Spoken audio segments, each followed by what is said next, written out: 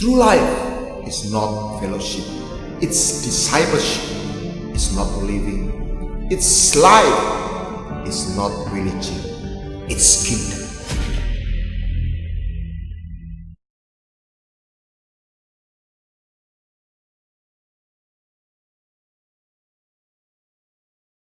Salam kehidupan, sahabat kehidupan. Kembali kita bertemu dalam ibadah online Voice of Life Ministry. It's not about fellowship, it's discipleship. It's not about living, it's life. It's not about religion, it's a kingdom. Kita percaya bahwa Yesus Kristus membawa Injil bukanlah sebuah berita tentang sebuah agama baru, tapi berita kehidupan dan kehadiran Raja Sorga di dalam hidup orang percaya. Dalam kesempatan ini, saya akan menyampaikan satu keping kebenaran. Biarlah kita memiliki hati yang baru, hati yang berbeda. Jangan jadi orang biasa. Sebab orang biasa tidak punya tujuan. Orang biasa akan masuk dalam apa yang kita sebut seleksi alam.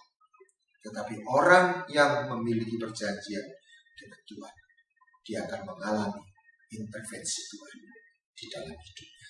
Sehingga dia tidak menjadi orang biasa. Dia akan menjadi berbeda, bukan karena dia lebih dari orang lain, tapi karena ada Tuhan menyertai dia. Mari kita berdoa. Bapa, kami datang kepadamu. Kiranya Engkau sendiri berbicara, menjamah setiap kekasih Tuhan, sahabat kehidupan yang mendengarkan firman-Mu pada kesempatan sore hari. Rahmat-Mu, anugerah, kehadiran, bahkan kesembuhan mengalir dalam hidupnya. Terima kasih Tuhan, Roh Kudus Engkau gak dibatasi ruang dan waktu.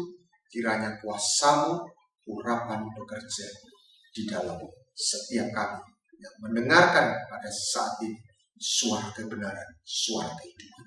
Di dalam nama Tuhan Yesus kami berdoa. Amin.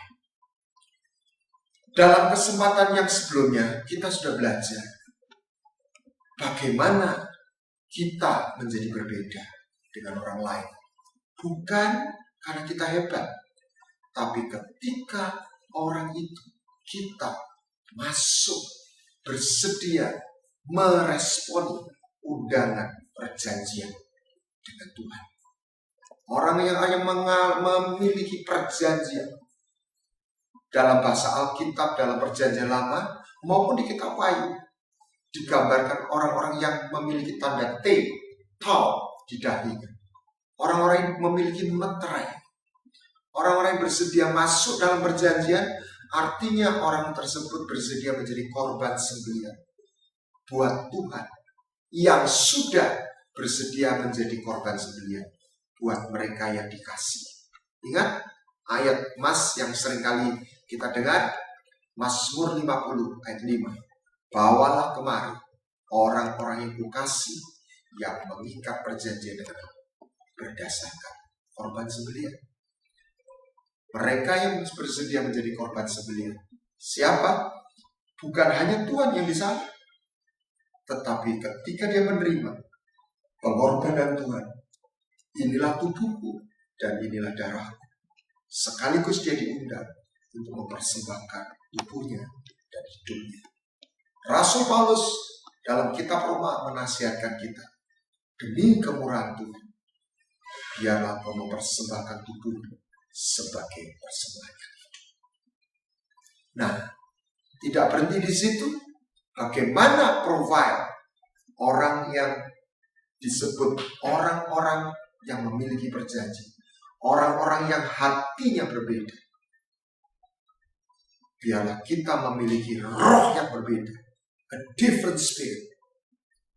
Apa yang membuat Kaleb berbeda? Alkitab mengatakan dia memiliki roh yang berbeda karena lain jiwa. Bahasa Inggrisnya dikatakan different spirit. Kaleb adalah dua bersama Yosua di antara 12 pengintai. Mereka kalah suara Dan Kaleb bukan seorang pemimpin besar seperti Yosua, tetapi dia memiliki roh yang berbeda. Kita akan melihat ada 5 item, 5 hal di mana kita mendapat gambaran orang yang memiliki hati atau roh yang berbeda. Yang pertama adalah orang yang gigih, yang persisten, yang tidak berputus asa untuk mencari, menemukan jawaban anugerah Tuhan di dalam hidupnya. Yesus satu kesempatan dia berbicara dengan orang Yahudi dan dia berkata, di zaman Elisa ada banyak orang kusta, tetapi tidak ada satu yang disembuhkan kecuali Naaman, orang Syria. Ada banyak orang kusta, dia tahu ada nabi besar, nabi yang memiliki kuasa dan karunia kesembuhan, tetapi tidak ada satupun orang yang begitu menghargai, menghormati karunia Tuhan yang ada dalam Elisa. Tapi ada seorang jenderal Syria namanya Naaman. Dia kusta dan dia desperate. Dia punya seorang budak atau seorang pembantu rumah tangga kalau hari ini, orang Yahudi, dan dia cerita anak perempuan ini, Tuhan, di Israel ada nabi yang berbicara atas nama Tuhan, yang dia mampu berbuat mujizat. Naaman melakukan satu perjalanan jauh dan dia nggak membawa tangan kosong, dia membawa persembahan walaupun tidak diterima oleh Elisa. Dan ketika dia sampai ketemu Elisa, apa yang dia dapat? Dia berharap ditumpangi tangan kalau hari ini resting, mengalami sesuatu. Elisa hanya berkata, "Kau pulang, rendamkan dirimu di sungai Yordan." Dia sempat waktu pulang marah-marah. Kiranya dia goyang-goyangkan tangannya lah, pegang-pegang kepala saya lah, berbuat apalah, gitu. Kasih lu buat deh. Ternyata Elisa hanya memberikan satu petunjuk, you do it by yourself. Tetapi sekali lagi budak perempuan berkata, Tuhan, kalau kau misalnya diminta melakukan hal-hal yang sesuatu, bukankah kau juga mau? Lah ini hanya berendam aja, masa engkau nggak mau, Tuhan? Pikir-pikir dia benar juga. Jadilah seorang jenderal besar, buka baju, mungkin celana dalam saja. Ada orang lewat, malunya di mana? Apalagi kelihatan kustanya. Dan dia berendam 7 kali. Padahal dia tahu, seperti yang dikatakan, emangnya nggak ada sungai yang lebih baik. Kayaknya sungai Yordan nggak terlalu bening seperti yang sungai di Syria. Tapi dia bersedia merendahkan diri. Dia bersedia melakukan hal-hal yang kelihatannya bodoh. Itulah roh yang luar biasa, hati yang berbeda. Dia nggak berhenti, dia nggak nyerah. Dan ketika dia berendam ke-7 kali, dia mendapatkan kesembuhan itu. Hari ini kita melewati apa yang kita sebut pandemik. Ada sebuah seleksi alam yang mengerikan. Orang bertumbang, baik secara penyakit ataupun secara ekonomi. Dan biarlah kita menjadi orang yang tidak menyerah kepada keadaan, tetapi kita bergumul dengan Tuhan. Kita berseru, Tuhan jangan tinggalkan aku. Berjalanlah bersama aku. Jangan biarkan aku tumbang di tengah-tengah pandemi ini. Biarlah aku boleh berdiri bukan karena kekuatanku. Sahabat kehidupan, masih ada contoh satu lagi. Perempuan Sirofenisia. Bagaimana dia meminta kesembuhan buat anaknya. Yesus sudah menolak dia berkali-kali. Tapi dia nggak putus asa. Tuhan, aku mau, Engkau sembuhkan. Enggak.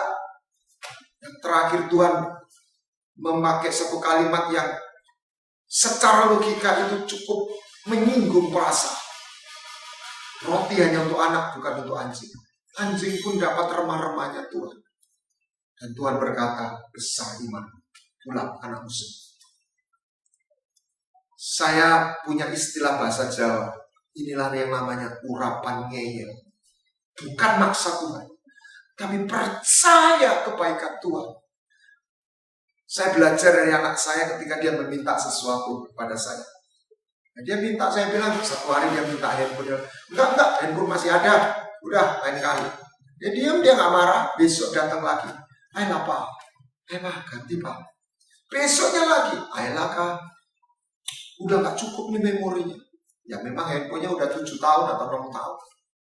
Udah nggak bisa ini Pak. Saya melihat sebuah prinsip. Tuhan jauh lebih kuat dari manusia. Bagaimana dia dieyel sama Yakub waktu dia bergumul dengan Tuhan. Tuhan berkata, oke, aku berkati kau. Tuhan suka dengan hati seperti itu. Mintalah, carilah, ketoklah. Bukan maksa, tapi lahir dari hati seorang anak. Jangan seperti anak sulung. Bapak, kenapa engkau gak kasih aku 1 anak kambing? Ayahnya berkata, gimana? Kamu kan bersamaku, punyamu, punyaku, punyamu. Apa kesalahan anak sulung? Dia gak pernah minta. Dia gak pernah melakukan 1 langkah yang Tuhan mau dalam hidup kita. Mintalah nak, carilah. Yang minta dikasih, yang cari mendapat, yang mengetuk pintu dibuka. Biarlah kita punya hati seorang Naaman, seorang perempuan Sirofenisia, seorang Yakub, yang dia nggak berhenti meminta sampai apa yang dia inginkan Tuhan kasih. Bukan maksa konotasi, tapi lahir dari hati yang percaya. Sebab Tuhan yang kita sembah, Tuhan yang baik. Dan Tuhan sendiri berkata, berserulah pada waktu kesesakan. Aku menjawab. Apa keadaan Anda hari ini? Di tengah-tengah pandemi, saya tahu kita semua mengalami dan melewati masa yang tidak mudah. Tetapi biarlah kita punya hati yang berseru kepada Dia. Tuhan, ini aku anakmu. Dan Tuhan berjanji. Saya katakan seringkali ini keuntungan kalau kita punya membaca firman dan mengingat. Tuhan berkata, burung di udara aku pelihara.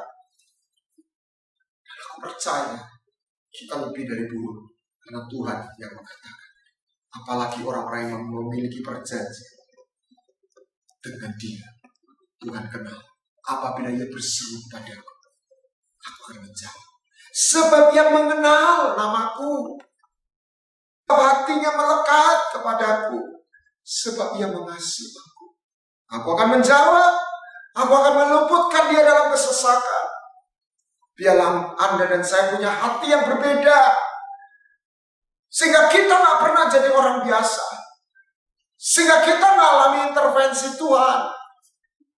Sehingga kita tidak masuk sekedar sebuah seleksi alam. Yang kuat bertahan, yang lemah lewat. Sekalipun kita orang lemah, tetapi ketika kita mengalami intervensi Tuhan, maka kita berkata, let the weak say I am strong. Biarlah yang lemah berkata, aku kuat. Karena Tuhan menyertai aku. Yang kedua, bagaimana profile, manifestasi orang-orang yang rohnya berbeda. Seperti Kaleb, is a different spirit. Orang-orang yang membawa persembahan di tengah-tengah masa yang sukar. Tokoh-tokoh Alkitab bukanlah semua orang yang hebat.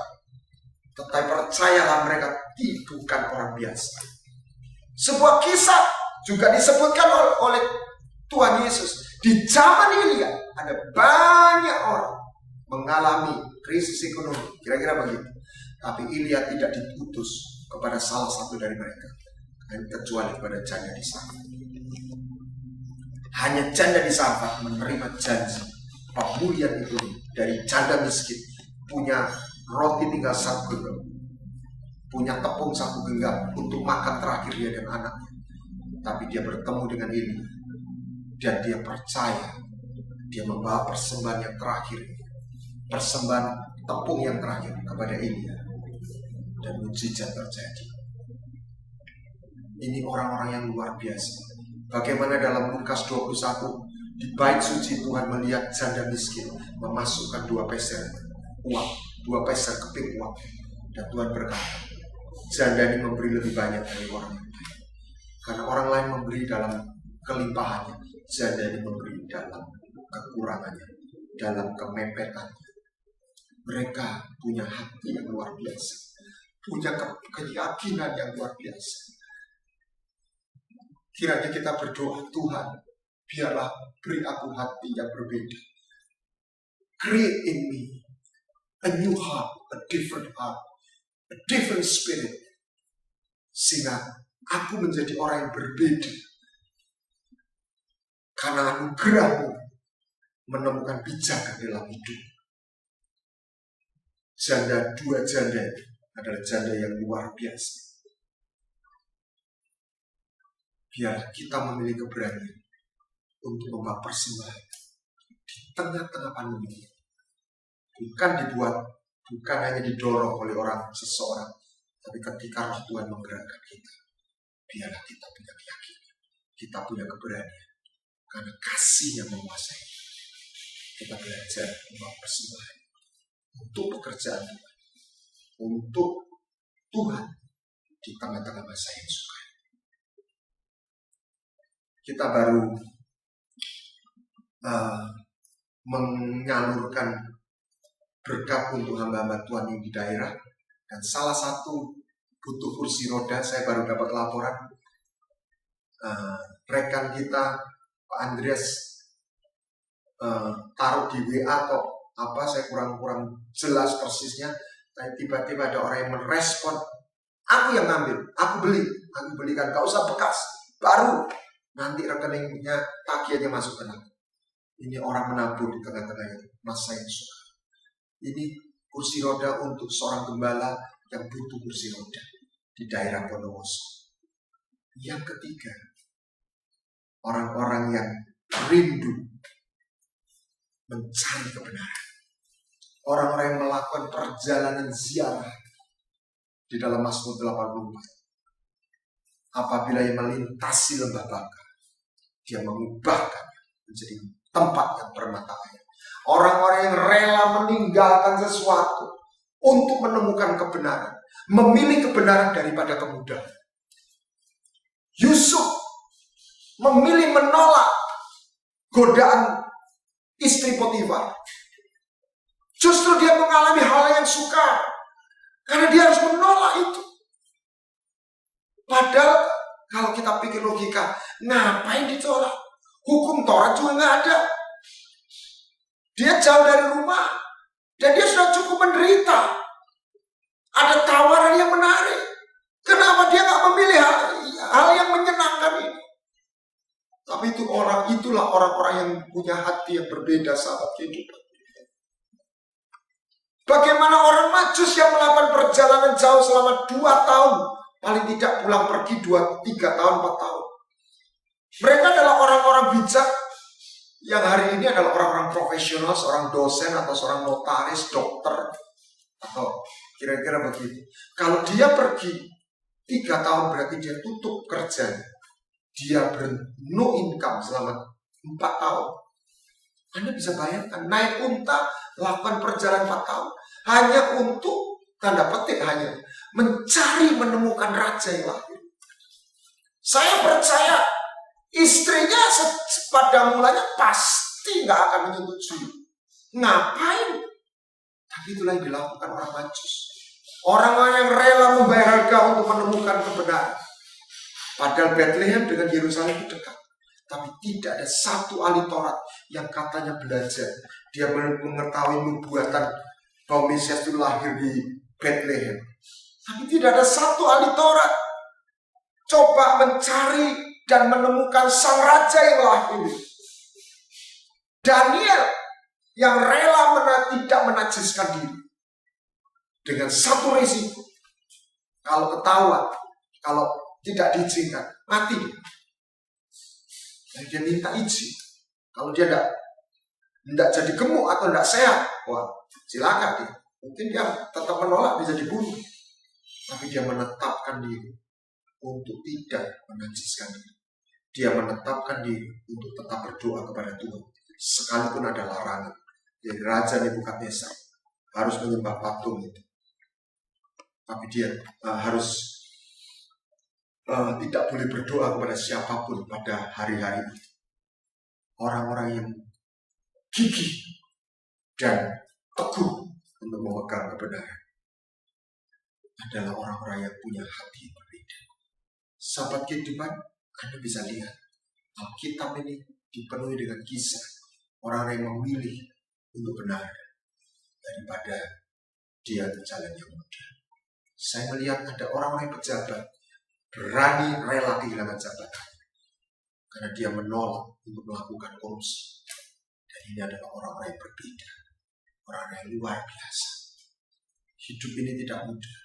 Maka Tuhan berkata, berbahagialah orang yang dianiaya oleh karena kebenaran. Kebenaran itu tidak menyenangkan, tidak selalu menyenangkan. Tetapi kebenaran itu memerdekakan. Tidak ada orang biasa bisa berdiri teguh untuk memegang kebenaran. Tidak ada seorang pun sanggup jadi martir kalau dia hanya orang biasa. Sampai detik terakhir, dia memegang sang kebenaran.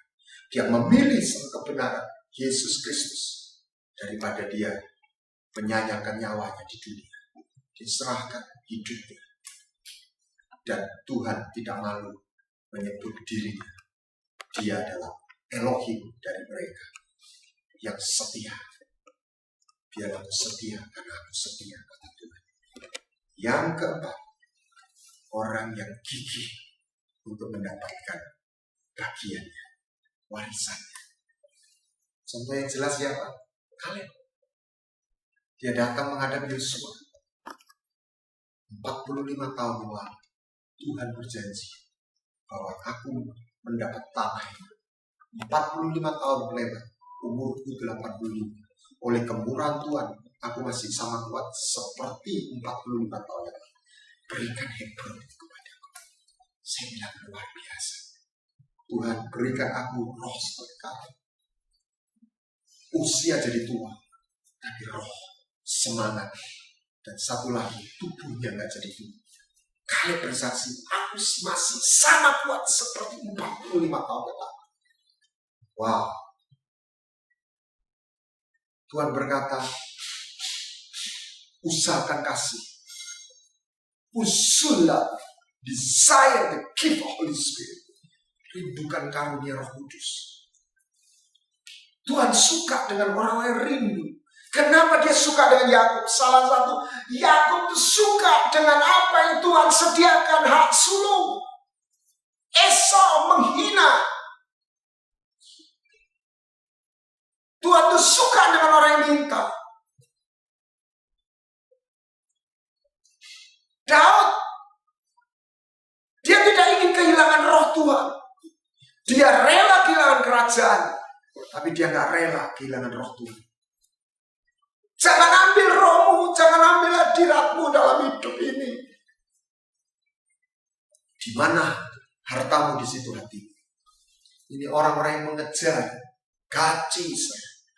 Orang-orang yang melihat kerajaan surga itu seperti harta. Dan dia tak ingin kehilangan itu. Dan Tuhan berkata, ketika kau mencarinya, maka semuanya akan ditambahkan kepadamu. Dia harus melihat sesuatu. Dia harus melihat alam yang tak kelihatan. Tapi disingkapkan oleh firman, oleh Roh Kudus. Di situ dia berlari-lari untuk mengalaminya. Sahabat kehidupan, sampai poin yang keempat. Di manakah kita? Siapakah kita? Adakah kita memiliki hati di antara satu, di antara empat? Kiranya Anda dan saya paling tidak punya salah satu. Adalah orang-orang yang gigih, tidak berputus asa. Seperti perempuan Sirofenisia, seperti Naaman, yang tidak menyerah, yang tidak lari pikirannya kepada manusia lebih dulu, tapi teriak sama Tuhan. Aku gak akan lepaskan kau, Tuhan, aku akan terus bergumul. Jangan biarkan. Katanya dalam Yesaya 62, Biarlah engkau yang berjaga-jaga, jangan engkau tinggal tenang. Tapi yang luar biasa, ayat firman Tuhan di Yesaya, jangan buat Tuhan itu tenang sampai ia memulihkan Sion, sampai ia memulihkan menjadi kembali. Jangan berhenti berdoa, jangan berhenti meminta, jangan berhenti bergumul dengan Tuhan dalam kesesakan. Dan biarlah engkau punya seperti Daud punya satu cintaku akan rumahmu menghanguskan aku. Membuat satu persembahan di tengah-tengah situasi yang mudah atau tidak mudah, di tengah-tengah kelimpahan ataupun dalam keterbatasan. Yang ketiga, orang-orang yang merindukan kebenaran, mencari kebenaran seperti mencari emas, perak dan emas, yang rela meninggalkan sesuatu yang di belakang untuk menggapai apa yang disebut kebenaran, karena kebenaran adalah harta. Yang keempat adalah orang-orang yang gigih mengambil dan menerima warisan. Doa Bapa kami, berikanlah kepadaku makanan pada hari ini. Sebetulnya bahasa Inggrisnya our daily bread, bagian yang kau sudah sediakan. Aku anakmu Tuhan, aku anakmu Bapa, berikan bagian itu. Kelima, biarlah kita menjadi orang-orang yang berbelas kasihan di tengah-tengah masa yang sulit. Tuhan memberi buat suatu perumpamaan orang Samaria yang baik hati. Coba Anda lihat gambarnya. Ada Lewi liwat, ada imam liwat. Dia tak ingin terganggu. Tapi orang Samaria, dia memberikan waktunya. Saya bisa bayangkan mungkin kalau dia naik keledai, orang yang luka, yang tergeletak itu yang naik keledai, dia yang jalan kaki. Dia taruh di penginapan, dia bayar semua biayanya. Dia berikan waktu, dia membayar harganya, dia membayar biayanya. Dan dia menjadi bejana belas kasihan. Saya sudah sampaikan dua hal yang Tuhan suka. Adalah yang pertama adalah belas kasihan. Yang kedua adalah pengenalan akan Tuhan. Tuhan mau kita punya belas kasihan. Bukan khususnya di tengah-tengah masa yang suka. Saya dikatakan tidak harus berupa uang. Tapi seringkali uang menjadi satu bahasa. Karena di tengah-tengah hari ini bukan hanya ancaman sampar COVID-19, tetapi kelaparan, krisis ekonomi. Tuhan tidak tanya jumlahnya, tapi Tuhan tanya apa yang ada padamu. Tadi waktu saya sampaikan di Radio Sangakala, saya ingin nolong orang, Pak, tapi saya nggak punya uang, nggak punya dana. Kok nggak harus punya uang? Engkau punya hati, engkau datang, engkau woro-woro, engkau menjadi penyalur. Ada orang-orang yang punya diberkati berkat lebih, tapi dia nggak tahu harus disalurkan kemana berkat itu. Kita bisa menjadi perantaranya seperti yang salah satu kita lakukan. Dan ketika air itu mengalir sampai jauh, dan kita mendapat respon-respon yang mengharukan, hati kita bersuka cita. Dan kita nggak merasa berjasa. Memang kita nggak berjasa. Kita hanya bercanda. Tapi kita bersuka cita. Karena kita ambil bagian di dalam kasih karunia dan hati Tuhan yang begitu indah kepada orang-orang yang berseru dan yang menderita. Sahabat kehidupan, jadikan masa pandemi adalah sebuah kesempatan. Bukan sebuah masalah, tapi sebuah kesempatan. Milikilah hati yang berbeda. Di situ kita akan mendapatkan, mengalami intervensi. Di situ 2 tambah 5 bukan lagi 7. Kita akan melihat 5 itu plus 12. Di situ kita akan mengenapi Mazmur 80. Orang-orang yang melakukan ziarah. Bahasa Inggrisnya pilgrimage. Apa itu arti ziarah? Orang Majus, orang-orang yang memberikan tenaga, waktu, waktu, usaha, keberadaan dirinya, melakukan satu perjalanan, meninggalkan apa yang mapan, yang comfort zone, untuk mengalami dan bertemu dengan Tuhan. Dan Tuhan berjanji, orang-orang seperti itu apabila dia melewati lembah baka, kuasa Tuhan menyertai dia, dan tempat itu akan diubah menjadi tempat yang bermata air, penuh dengan air, dari kematian menjadi sebuah kehidupan. Sahabat kehidupan, hati saya menyala. Biarlah kita rindu memuji dan menyembah Tuhan. Kita mempercayai kasih setia-Nya di tengah-tengah masa yang sukar seperti yang kita lewati hari-hari ini. Dia akan membuat padang gurun menjadi mata air. Biarlah kita tetap dan sengaja kuat di dalam kasih-Nya, kasih setia-Nya sampai selama-lamanya. Amin. Mari kita berdoa. Bapa, kiranya Kau sendiri menumpangkan tangan atas setiap sahabat kehidupan yang sakit Kau sembuhkan, yang lemah Kau kuatkan, yang berseru kepadamu Engkau jawab. Tidak ada yang mustahil Kau mampu membuka pintu langit, sehingga apa yang kelimpahan surga itu boleh turun atas kami. Kesembuhan, kelepasan, pemeliharaan mengalir dalam hidup kami.